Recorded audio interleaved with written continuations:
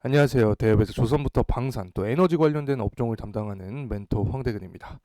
자, 오늘은 GS에 대해서 알아보려고 합니다.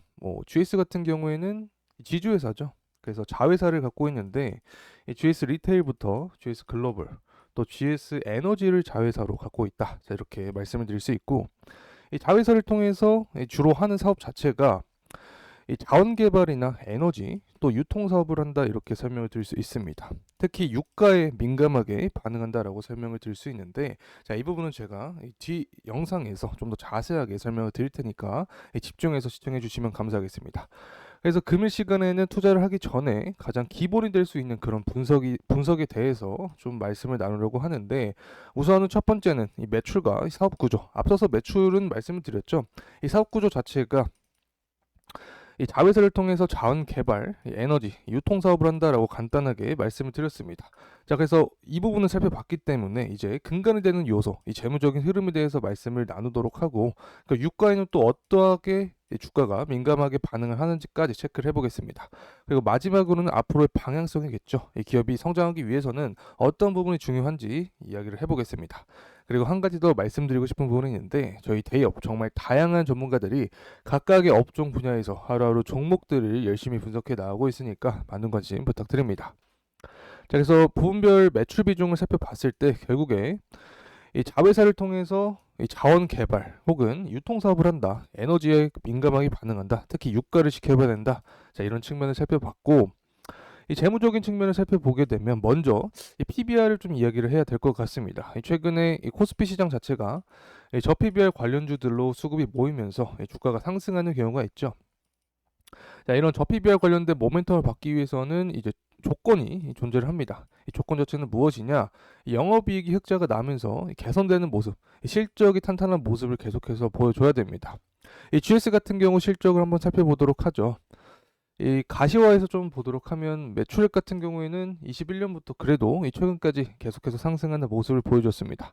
영업이익도 마찬가지로 23년 초까지 22년 말까지 상승했지만 최근 들어서 꺾이는 모습을 보여주긴 합니다. 하지만 이 실적 측면에서 그렇게 이 영업이익이 적자가 나는 그런 기업은 아니기 때문에 PBR 관련된 모멘텀을 받을 수 있다라고 설명을 드릴 수 있습니다.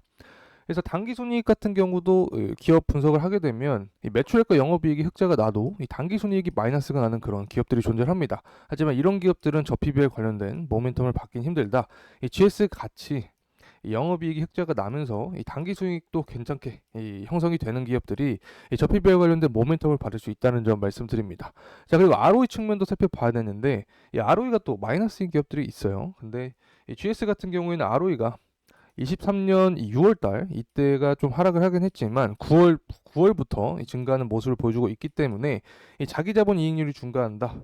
이 기업이 자기 자본을 효율적으로 이용한다. 자, 이 부분이 수치가 증가하면 당연히 기업 입장에서 호재성으로 작용을 하겠죠. 자, 그래서 PBR이 낮음에도 불구하고 ROE가 증가를 하고 있기 때문에 이 저 PBR 관련된 모멘텀을 받을 수 있다는 점 참고로 말씀드립니다.